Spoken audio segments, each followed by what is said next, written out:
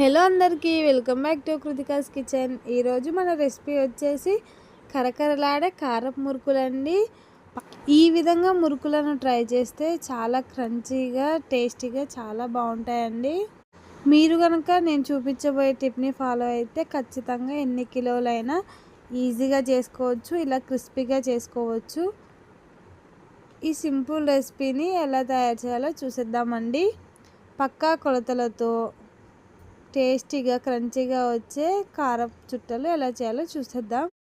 నేను తీసుకుంటున్న క్వాంటిటీ వచ్చేసి 1 కేజీ బియ్యం పిండి, అలాగే 3/4 కేజీ శనగపిండిని అయితే తీసుకుంటున్నాను.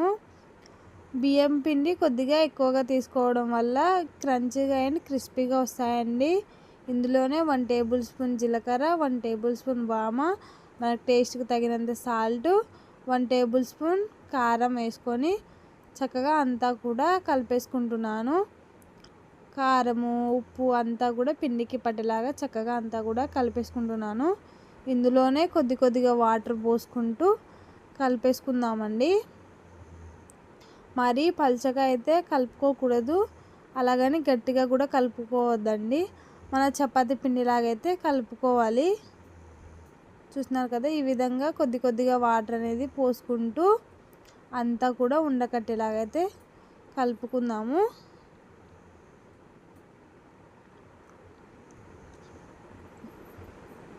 పిండి అనేది ఎంత బాగా మర్దన చేస్తే అంత సాఫ్ట్గా అనేది వస్తుందండి, అంత క్రిస్పీగా వస్తాయి కారపు చుట్టలు. ఇలాగా సగం పిండిని 2 పార్టీషన్స్గా తీసుకొని ఇలా చక్కగా అంతా కూడా మెత్తగా కలుపుకుంటున్నారు. చూస్తున్నారు కదా, ఇలా సాఫ్ట్గా అయితే కలుపుకోవాలి.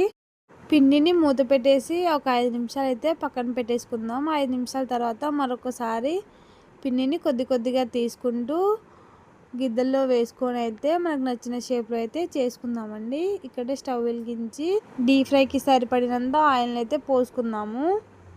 ఆయిల్ హీట్ ఎక్కిందా లేదా అని కొద్దిగా పిండిని వేసి అయితే చెక్ చేసుకుందాము. ఆయిల్ అనేది హీట్ ఎక్కిన తర్వాత మనం ముందుగా ప్రిపేర్ చేసుకున్న పిండిని అయితే ఆయిల్లోకి అయితే ఒత్తేసుకుందాము. దీని అయితే ఎమ్మటే తిప్పకూడదండి, కొంచెం గట్టిగా అయిన తర్వాత తిప్పుకొని మరోవైపు అయితే ఫ్రై చేసుకుందాము. చూస్తున్నారు కదండి, ఫ్రై అయిపోయంగానే నురగలు అనేవి తగ్గిపోతాయి. నురుగ అనేది రాకుండా తగ్గిపోయిందంటే చక్కగా క్రిస్పీగా ఫ్రై అయిపోయినట్టు. చూస్తున్నారు కదా, అంతా పిండిని కూడా గిద్దెలలోకి అయితే ప్రిపేర్ చేసుకుంటూ మరొక పక్క ఈ కారపు చుట్లను అయితే కాల్చుకుందాము.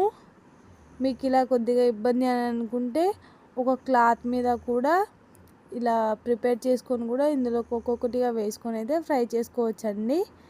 ఈ ప్రాసెస్ ఈజీ అనుకునే వాళ్ళు ఇలా కూడా చేసుకోవచ్చు, అది మీ ఆప్షనల్ అండి.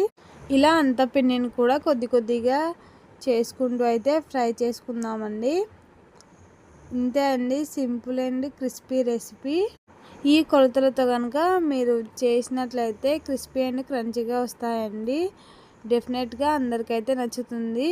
క్రిస్పీ అండ్ క్రంచీగానే కాదండి, టేస్ట్ కూడా చాలా బాగుంటుంది. మీరు కూడా ఈ విధంగా ఒకసారి ట్రై చేసి చూడండి. ట్రై చేసి ఎలా వచ్చిందో కామెంట్ చేయండి.